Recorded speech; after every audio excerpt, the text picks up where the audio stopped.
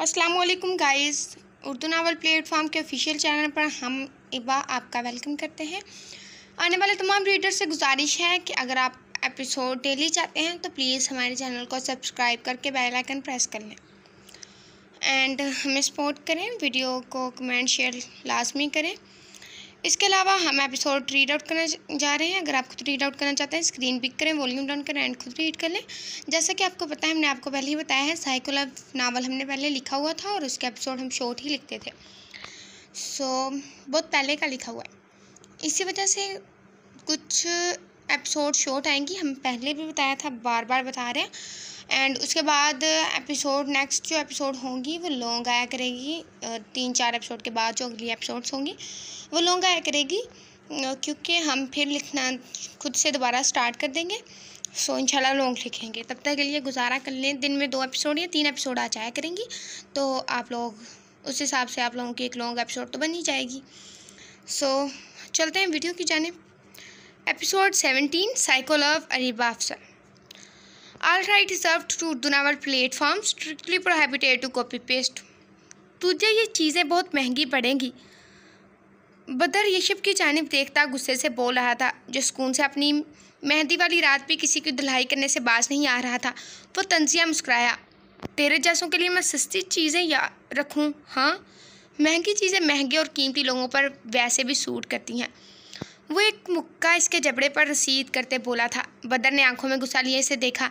Drugs की smuggling में आज ही यशब ने इसे पकड़ा था। वो कब से इसके इंतज़ार में था, लेकिन आज जब वो हाथ आया तो इस पर हाथ साफ करने पर कतरा नहीं रहा था। इसकी खूब अच्छे से खिदमत करो ताकि ये कीमती चीज़ बन जाए और मैं इसे छू सकूं। वो सुकून से बाजू फोल्ड करते कांस्टेबल को इशारा करता बोला था। एक नज़र बदर पर डाली, जो जहर खुद नज़रों से इसे तक रहा था। वह सलाखों के पीछे से होता दरवाजे से बाहर निकला। आज मेहंदी थी, ज़रूर भाई से भी डांट पड़ने वाली थी। अगर वो आज लेट हो जाता तो शहरी से छोड़ता ना, सीधा हाल में ही जाएगा। वो इरादा कर चुका था, तभी जल्दी से ड्यूटी से ऑफ लेता। वो घर की जानिब गया। कपड़े तो वो घर ही भूल आया था, यानी शामत पक्की समझो। घर जाते हुए जल्दी से कमरे में गया था। वहाँ से कपड़े लेते हुए फ्रेश होता तैयार होने लगा था। तसव्वुर में वो परी पैक कर चेहरा घूम रहा था। इसके लबों को एक खूबसूरत मुस्कुराहट ने छुआ था। कुछ देर बाद वो गाड़ी भगाता हाल में पहुंचा था। मेहंदी का फंक्शन कंबाइन था, वहाँ सब मौजूद थे।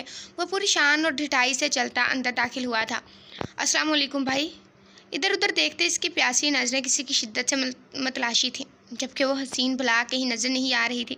शहरी के बाद वो जहान के बगल कीर होते मुस्कुरा कर सर खुजाते दूर हुआ। शहरी ने सर घूरा। वो भाई ड्यूटी थी। वह नज़रें झुका गया तो शहरी ने इसके कंधे पर हल्का सा मुक्का जड़ा था, जबकि सुहान दांत निकाल कर रह गया था। मिनाल सच सच कर तैयार कुर्सी पर नाक फुलाए बैठी थी, क्योंकि शोहर नामराज ने यूनिवर्सिटी का बोलकर यहाँ का रास्ता दिखा दिया था। हम आपके दिल का चैन, करार, सुकून बस कुछ वक्त में आएगा। जुहान यशब के कंधे पर हाथ रखे इसे तसल्ली देने वाले अंदाज में चढ़ा गया था। इसे ऐसा करते देख मिनाल के लबों को यकदम मुस्कुराहट ने छुआ। इसका अंदाज खासा पुरलतफ था। शहरी मुस्कुराता वहाँ से चला गया था। जहाँ कुछ फासले पर आयत अपनी मम्मा के पास बैठी थी, शोहर का यकदम फरामोश किए हुए। अस्सलाम वालेकुम छोटी मम्मा, अगर बुरा ना माने तो मुझे आयत से कुछ ज़रूरी बात करनी है। शहरी बड़ी रसानियत से आयत को नज़रों में रखता बोला। इसकी आंखों में छुपे खुमार पर आयत ने नज़रें चुराई। बेसख्ता चेहरा सुर्ख हो पड़ गया था। हाँ बेटा, क्यों नहीं, जाओ आयत जाकर शोहर की बात सुन लो। आयत की माँ इसे आंखें दिखाती बोली कि आयत अच्छे से जानती थी कि वो किस बारे में है कि वो शहरी से अच्छे से बात करे। वो अब भी इसे यही समझा रही थी कि वो इसका शोहर है, बेहतर है वो एक बार अच्छे से इसके बारे में सोचे। जिस पर आयत बुरे मुंह बनाती उस बात में सर हिला गई थी। वो आयत को हाल के बैक साइड पर ले जाता खुद खामोशी से इसे देखने लगा था। 5 मिनट गुजरे, वो यूं ही खड़ा था। आयत ने गहरा सांस खारिज किया। मज़ीद 10 मिनट गुजरे, लेकिन वो मुंह से कुछ ना बोला। अब आयत को इरिटेशन होने लगी थी। शहरी, क्या मसला है, आखिर यहाँ क्यों लाए हो, बोल भी नहीं रहे? वो उकता कर बोली थी, जबकि खामोशी से इसे नहारने में मसरूफ़ था। मुझे तुमसे पागलों वाला इश्क है। वो दीवार पर हाथ रखता इसके करीब जाता बोला कि आयत बिल्कुल दीवार के साथ लग गई। इसकी गैर मुतवक्का बात पर आयत की धड़कनें तेज़ हुई थी। मुझे इस दिन का शिद्दत से इंतज़ार है जब तक तुम खुद मुझसे अपनी मोहब्बत को कबूल करोगी।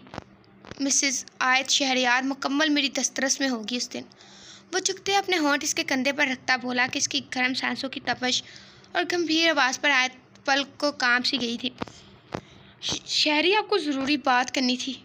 वो इसका ध्यान खुद से हटाने की कोशिश करते हुए कपकपाते बोली समेत वो धीमा सा मुस्कुरा गया था। इस बात से है मेरे लिए और क्या बात हो सकती है? वो एक आबरू चुकाकर बोला था। आयत का चेहरा सुर्ख हो गया। जहन में माँ की गई बातें घूमने लगी थी। इसने सर झटका, लेकिन दिल था कि दुहाइयाँ दे रहा था कि एक बार इसे शहरी के साथ अपने रिश्ते को कबूल कर लेना चाहिए, जबकि इसका शहरी के साथ भला किस किस्म का झगड़ा था। बस यही ना कि वो इस पर हक जमाता था, पर माँ ने बोला था हक इन्हीं पर जताया जाता है जो दिल के करीब हो, वरना कभी कभी किसी मोड़ पर गैरों से बात करते इंसान हिचकिचा जाता है। शहरी, चले यहाँ से, सब ढूंढ रहे होंगे। वो खुद के करीब झुकते देख इसके कंधे पर अपना नाजुक हाथ रखती बोली थी। शहरी ने गहरा सांस भरा और इसे घूरा। तुम बहुत चालाक हो यार, पहले इतने अच्छे से तैयार होती हो और फिर मुझे खुद को देखने तक नहीं देती। वो अपना सर इसके कंधे पर रखकर खूबकी से बोला। इसकी हरकत पर आयत का दिल जोर से धड़का था कि शहरी इसकी धड़कनें साफ सुन सकता था। दोनों की धड़कनें तेज़ रफ्तारी में धड़क रही थी, जबकि एक तरफ कश्मकश थी तो दूसरी तरफ मोहब्बत की आग, एक नशा, एक खुमार जो शहरी पर तारी था। चिराग तो आप भी हैं, काम के बहाने मुझे यहाँ बुलाते हैं। वो आंखें छोटी करते इसके दिल के मकाम पर अपनी नाजुक अंदाम हाथ रखती बोली कि शहरी ने बेसाख्ता इसके हाथ पर अपना हाथ रखा। दिल ने एक बीट मिस की थी। तुम मुझे पागल करने को काफ़ी हो, और पागल तो कुछ भी कहते हैं। वो बात को मोड़ गया था। आयत की ज़ुबान इसके बोलती नज़रों के सामने तालू से जा लगी थी, जैसे वो बिल्कुल खामोश हो गई थी, हसीन बुला लग रही हो। वो नीचे झुकते इसके गालों पर बारी बारी अपना नरम गरम लिम्स छोड़ता बोला था। आयत इसकी बात पर अटक गई थी। इसने घूर कर इसे देखा, फिर कुछ सोचते आंखों में इल्तिजा उभरी थी। वो जानती थी वो वाकई इसके लिए पागल हो रहा था। अगर वह मज़ीद यहाँ एक पल रुकती तो शायद शहरी से इज़हार मोहब्बत करने पर मजबूर कर देता। चलें प्लीज़। वो लब कुचलती बोली तो शरीफ बनता साइड पर हुआ था। आयत आगे चलने लगी थी, जबकि वो इसके पीछे था। वो इसकी पसंद की हुई जोड़े में मलबूस नहीं थी। यशब ने गुस्से से इसे घूरा, लेकिन वो किसी हद तक अपने गुस्से पर काबू पाए रखना चाहता था। सुबह इसने बहुत बड़े प्यार से एक हल्के पीले और ग्रीन रंग की इम्तियाज़ का जोड़ा भेजा था, जो बहुत खूबसूरत था और इसमें नया को देखना चाहता था। लेकिन अब वो शलवार कमीज़ में सर पर चुनरी ओढ़े इसके साथ बैठी थी। गुस्से के मारे वो ठीक से इसे देख भी नहीं पा रहा था। वो प्यारी लग रही थी, लेकिन वो बेज़िद था कि वो इसे अपने लाए हुए जोड़े में देखे। मेरा भेजा जोड़ा क्यों नहीं पहना भालू? वो दबी आवाज़ में बोला, लेकिन आवाज़ में हल्का गुस्से का अंसर था। अनाया को जिसका डर था वही हुआ था। आखिर इसने पूछ ही लिया। वो खुद को बाहिम्मत रख रही थी कि वह कुछ ना बोले। नहीं बोलोगी तो मिसेस यशब, तुम मिस्टर यशब को जानती हो, इस बार यही से ऐसे उठाकर ले जाऊंगा। वो धीमी आवाज़ में एक नज़र इस पर डालता सामने देखता बोला। इसके बाद पर अनाया खौफ के मारे ठंडी पड़ी थी। जिस्म होने से लर्जा, वो इसकी लर्जिश साफ सुन सकता था। ज़रूरी नहीं वो पहनूं, मुझे ये पसंद था, वो बेजारियत से बोली थी। यशब को इसका जवाब शराब बराबर पसंद ना आया था। मुठ्ठियाँ बनाकर गुस्से को कम करना चाहा। यही बात खराब थी इसमें। इसका गुस्सा मिनट में आसमानों पर पहुंच जाता था। मुझे तुम्हें इसमें देखना था, और जो बात यशब ठान ले वो करके रहता है। दूसरी जानिब से साफ धमकी पाकर अनाया लब दबा गई थी। हिम्मत ना हुई थी कि वो इसकी जानिब देख ले। वो तभी आवाज़ में से बहुत कुछ बावर करवा गया था।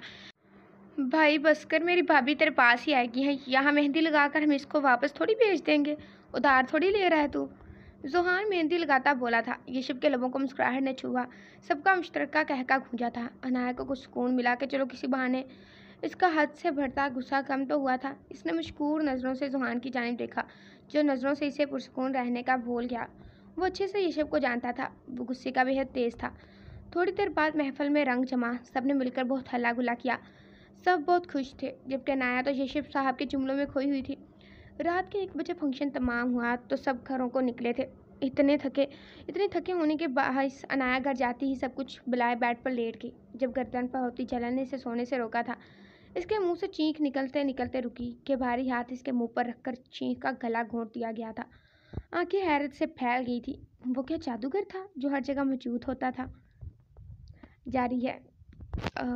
ये वार्निंग आप लोगों के लिए नहीं थी। सो गाइज, आई होप कि आप लोगों को एपिसोड अच्छी लगी हो। मिलते हैं अगले एपिसोड में। एंड बताइएगा क्या आयत मैडम शादी के साथ रिश्ते को कबूल कर लेगी एंड ज़ुहान का बदला हुआ रवैया जो मिनाल के साथ है वो किस चीज़ को जन्म देगा, मतलब क्या वो वाकई बदल गया है और हमारे यशब साहब इंस्पेक्टर जेलर पता नहीं क्या करेंगे अब। खैर, हम आपके राइटर इबा, हम मिलते हैं आपसे अगली वीडियो में। खुदा हाफिज़, अपना ख्याल रखिएगा, लड़ाई झगड़ों से ग्रेज करें एंड नावल्स को एंजॉय करें।